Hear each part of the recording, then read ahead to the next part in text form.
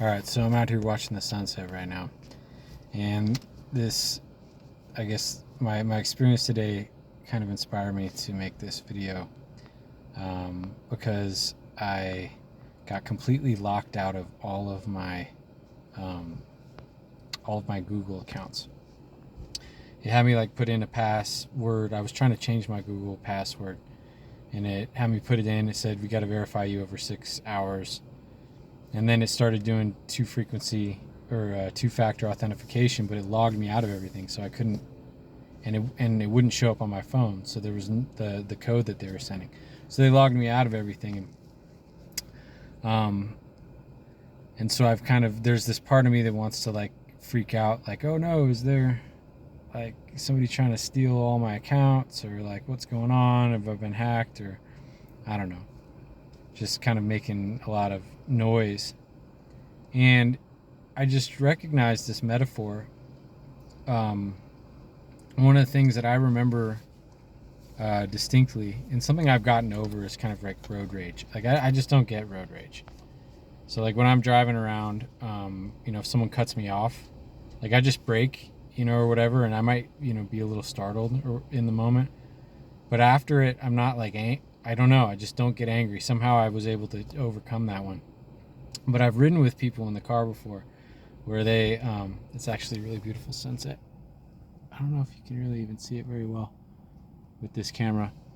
But anyway, there's people that like really get frustrated. And I remember driving with people where I was driving, and people would like come out on the road, and it was stuff that I didn't even feel like they were cutting me off. Like I didn't even notice. I mean, because it wasn't like a cutoff, but it was like maybe just people pulling out a little bit too uncomfortably for the person in the passenger seat. But the people next to me are like, oh my God, can you believe this guy? Look what this guy's doing. Like you guys probably experienced that.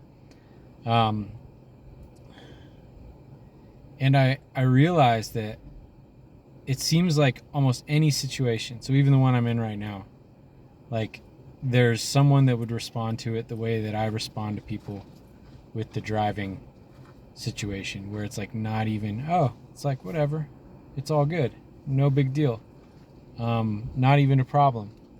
And there was a time in my life when I was really into Bashar back like over a decade ago.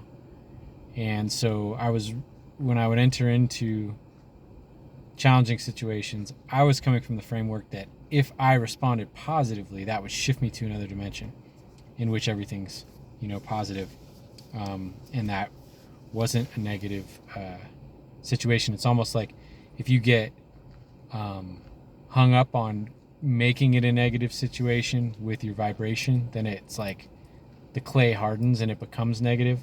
But if you treat it positive, like, then it doesn't actually crystallize into a negative situation. It like stays liquid and just turns into something positive. And somehow, somewhere along the way, that had gotten away from me. Or at least there was this part of me that seems like it gets something out of like creating a problem out of stuff. And I've been looking at that a little bit today, because there's this part of me, I like noticed there's this part of me that like almost wanted there to be a problem, like almost wanted it to, everything to have gone wrong and someone stole my identity and all this stuff. And I'm like, what is this that's like rooting for it?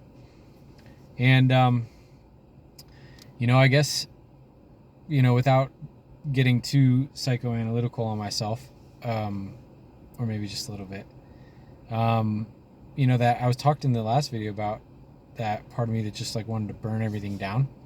I think it's like that same part. It's like the pent up anger or resentment that I have just for the world, or for, the troubles that I've experienced.